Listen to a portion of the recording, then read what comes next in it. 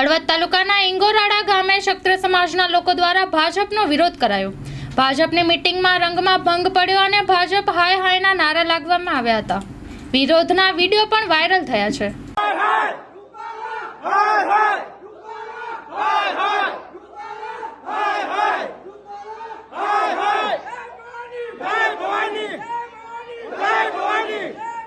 Jay Bhavani.